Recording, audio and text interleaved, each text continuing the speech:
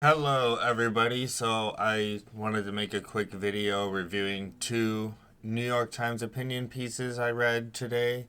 One by Paul Krugman and then one by some random guy about Ukraine. So, the first topic is the Great Resignation, as it was called, and then the second is Ukraine. So, all right. So, the Great Resignation article by Paul Krugman was talking about how if you, it was talking about how labor markets are still short, but people have gone back to work. So the idea that people stopped being willing to work has basically been proven false. What happened was people got better jobs. A lot of people have changed jobs. But even that isn't the main cause. And this is something that I thought at the time I probably should have said something. like it always seemed like a feel good story to me. You have to watch out for feel good stories that are supported by statistics because statistics are very rarely trustworthy. And Paul Krugman explains why in this article. First of all, many more people now, 660,000 more Americans are self employed now than they were before the pandemic. So it's not that they're not working, it's that they're self employed. I was one of those for a little bit. But, and the thing is, the only reason why that matters, the only reason why that affects the statistics is because they haven't updated the government hasn't updated the way that they measure employment to include self-employed people because they gather the data from employers. It's just the way that they do it. They get the data from employers so they don't count self-employed. How are you supposed to know that? You can't know that unless you're a researcher.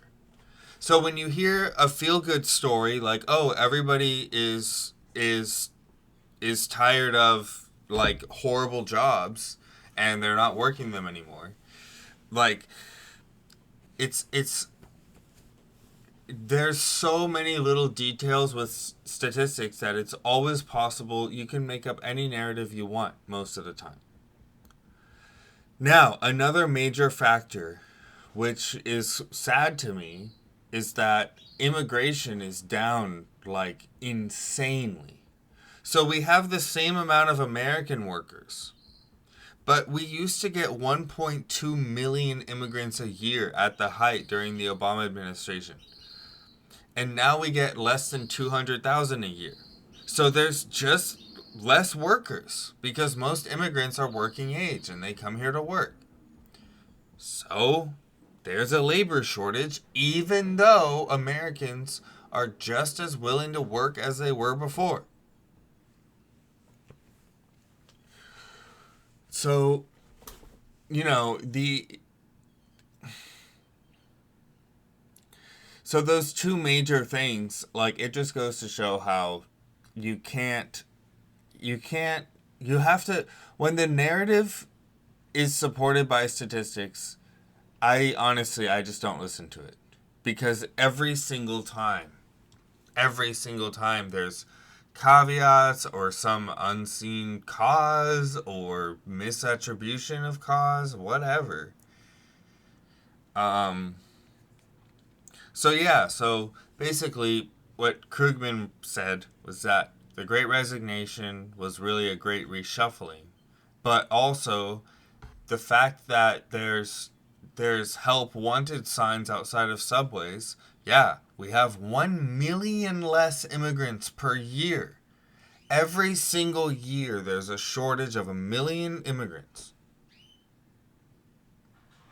compared to what it used to be. So, yeah, there's going to be more help wanted signs outside of subways. It doesn't mean that people have become lazy and they're sitting on unemployment. All that stuff is gone anyway now and nothing changed.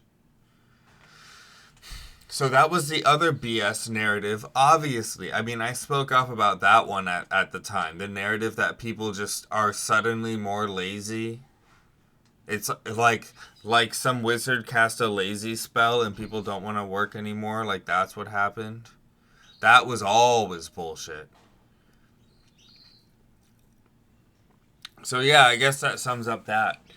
And then part 2 about Ukraine is basically the article was talking about the options for the West and talking about how one of the main obstacles is Germany. They spend $2 billion a month on Russian gas.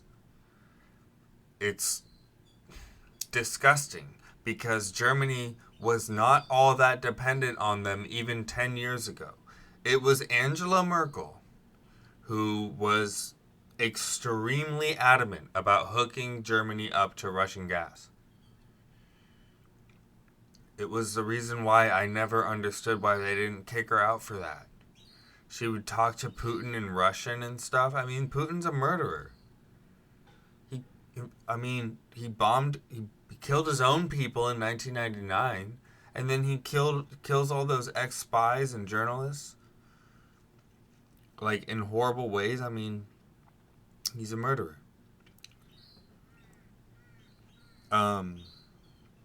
Anyways, so that's one of the main obstacles, is that no matter what Germany says, they can't get off Russian gas. So it doesn't matter. They're funding the war. It's like they are funding the war.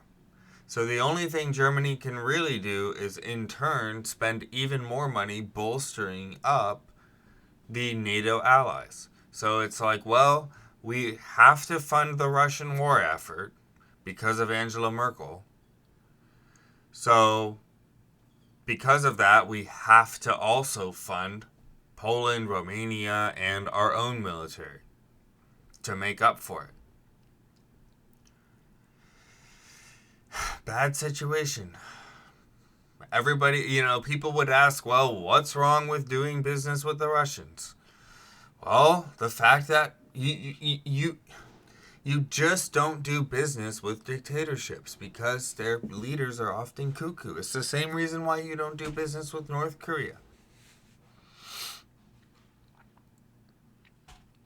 Shouldn't do it with China either. I mean, it's kind of like the same situation people are in with China, where it's like, well, because we made China rich. China was nothing in the 70s. Nothing at all. Literally, like, seriously, nothing at all. Because we made China rich in the past 40 years, we now have to bolster Taiwan, South Korea, Japan, Vietnam, deal with all kinds of problems so that we could have cheap consumer goods. So, I hate that stuff. I hate when we do business with horrible regimes. You have to look at a regime's human rights record when deciding whether or not to do business with them, especially towards their own citizens.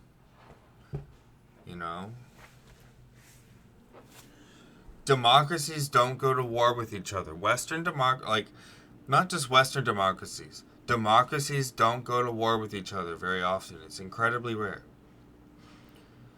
So it makes sense to only do business with democracies because the economic cost makes up for itself when your enemies are just a bunch of nothing countries with no economies.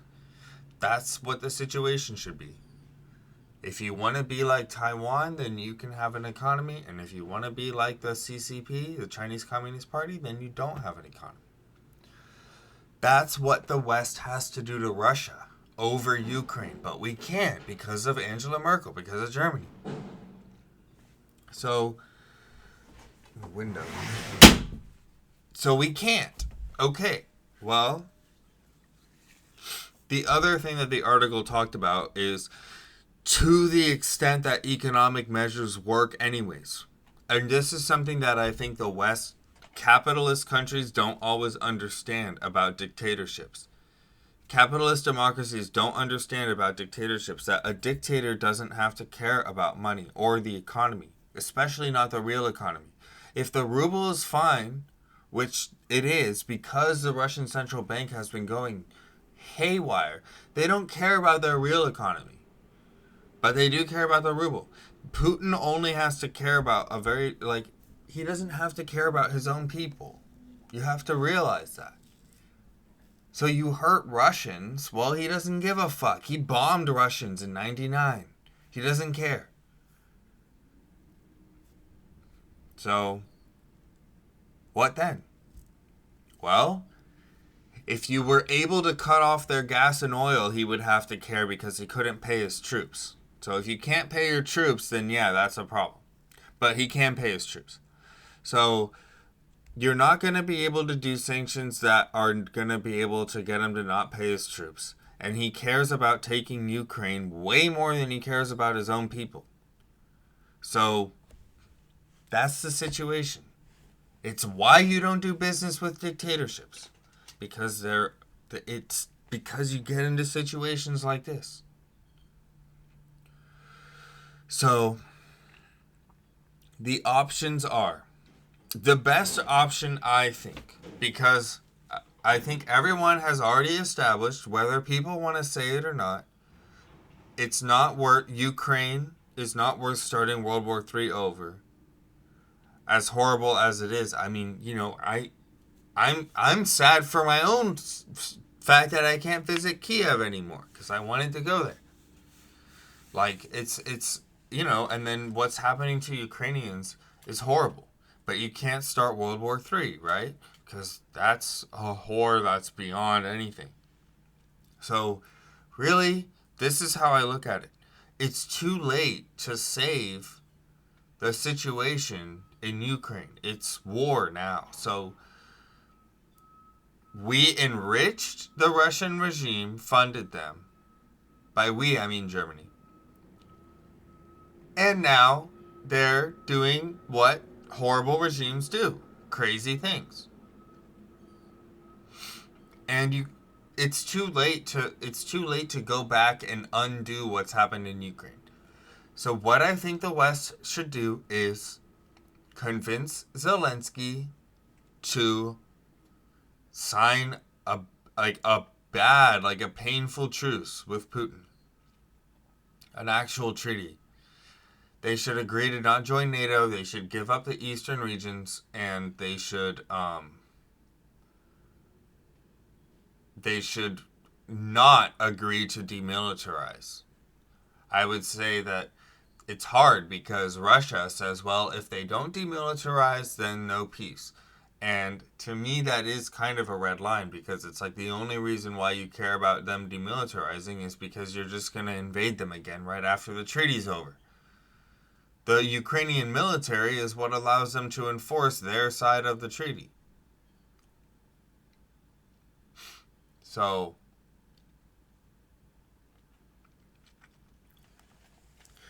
it's too late, but people are saying that Ukraine should keep fighting and try to win. No. People have to stop listening to the propaganda about how amazing Ukraine is doing against Russia. It doesn't matter.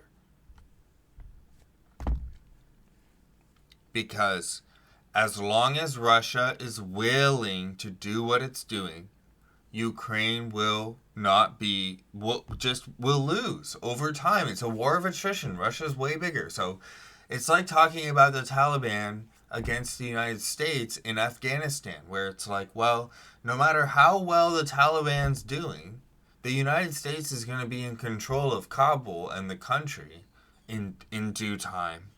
Russia will. They'll take Kiev if Zelensky doesn't surrender. So the longer Ukraine draws it out, I mean, they're not real. I don't even think they're drawing it out.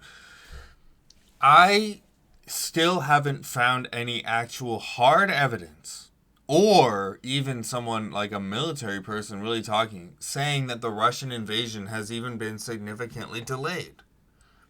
It's not Russia's strategy. They don't do blitzkrieg. Russia's never been a blitzkrieg country. What they do is they they slowly advance and they build up FOBs, forward operating bases, and they use artillery more than anything. They don't even have air domination in Ukraine. What the United States does is it just takes control of the skies, bombs everything, and then just that's it.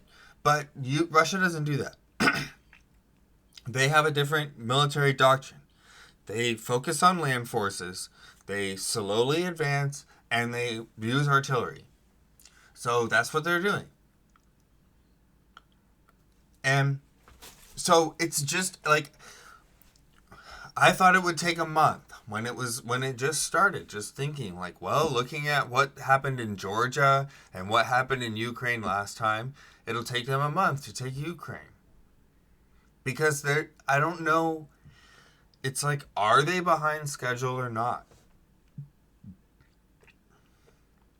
There's a lot of propaganda. And I think people morally support Ukraine and spiritually support Ukraine in their fight. But at the same time, I think that if you can't win, it's best to just end the suffering because Ukrainians are suffering. Should every Ukrainian male be fighting and giving their lives? It depends on what the alternative is. So I think if I was president, I would try to convince Zelensky to take a painful truce and tell him that we'll have our propaganda networks, we'll help him tout it as a great victory. Which it is, because if Ukraine retains its sovereignty after this, that's a victory for Ukraine. So I would point that out too. It's like, dude, you're lucky to still even be a country. They're going to make you like Belarus, put a puppet in charge and hang you. Like, you don't want Ukraine to buy into their own propaganda narrative that they can win long term. Because people don't understand that Putin doesn't care about, he cares about Ukraine right now. That's what he cares about. So you're not going to deter them with sanctions. You're just hurting Russians. And that's why Biden said the quiet part out loud. It's like the only real reason why you would start hurting Russians is because you're hoping for regime change. You know it's not going to change Putin's behavior. So you're hoping that it'll entice Russians to kick Putin out. So it's like, yeah, pretty much that's been my official, to me, all dictators have to go all around the world. There isn't a single one that doesn't have to go. So if you're hurting Russians to try to get them to boot Putin out, I'll say, first of all, that's not going to work. And even if it did work, that's not going to help Ukrainians now. It's not going to help Kiev. Like, it's too late for Ukraine if that's the strategy. Sanctions, too late. That might help against Romania or Poland, but Ukraine, it's too late.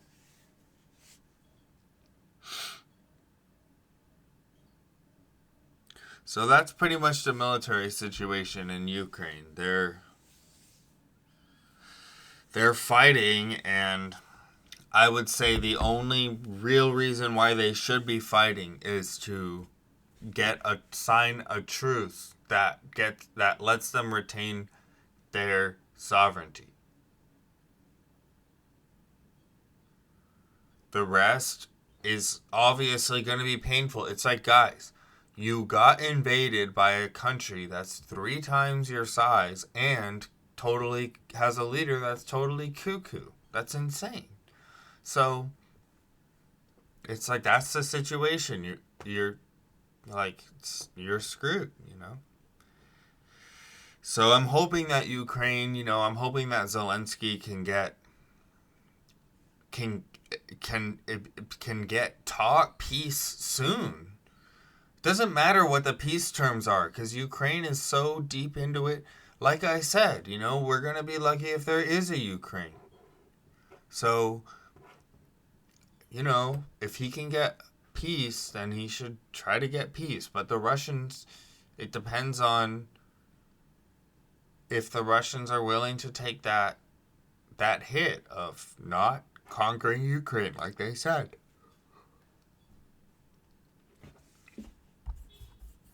So anyways, cool. That was like my daily news checkup, like my daily news video / podcast episode. Cool. Thank you, everybody.